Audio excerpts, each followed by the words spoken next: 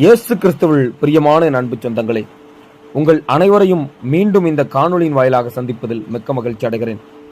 இன்றைய நற்செய்தி வாசகம் லூக்கா எழுதிய நற்செய்தியிலிருந்து வாசகம், அதிகாரம் 10, இறை திருவசனங்கள் 13 16 முடிய. கொராசின் நகரே, ஐயோ உனக்கு கேடு! பெத்சாய்தா நகரே, ஐயோ உனக்கு கேடு! ஏனெனில் உங்களிடையே செய்யப்பட்ட வல்ல செயல்கள் தீர், சீதோன் நகரங்களில் செய்யப்பட்டிருந்தால் அங்குள்ள மக்கள் முன்பே சாக்கு உடை உடுத்தி சாம்பலில் உட்கார்ந்து மனம் மாறியிருப்பர். எனினும் தீர்ப்பு நாளில் தீருக்கும் சீதோனுக்கும் கிடைக்கும் தண்டனையை விட உங்களுக்கு கிடைக்கும் தண்டனை கடினமாகவே இருக்கும்.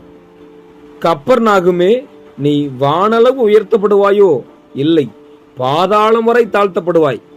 உங்களுக்கு செவி சாய்ப்பவர் எனக்கு செவி சாய்க்கிறார், உங்களை புறக்கணிப்பவர் என்னை புறக்கணிக்கிறார், என்னை புறக்கணிப்பவர் என்னை அனுப்பியவரையே புறக்கணிக்கிறார்.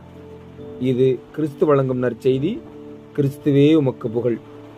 ஆகவே இயேசு கிறிஸ்துவின் பிள்ளைகளை புறக்கணிக்கிறவர் நிச்சயமாக கடவுளிலிருந்து புறக்கணிக்கப்பட்டவராகவே இருக்கப்படுவார் என்ற இந்த வசனத்தின் வாயிலாக நாம் யாரையும் புறக்கணிக்காமல், யாரையும் அவதூறு செய்யாமல், யாரையும் துன்பப்படுத்தாமல் எல்லோரையும் கடவுளின் பிள்ளைகளாக பார்ப்போம், கடவுளாக வாழ்வோம். கடவுள் உங்களை ஆசீர்வதிப்பாராக. எப்பொழுதும் மகிழ்ச்சியாக இருங்கள். நன்றி, வணக்கம்.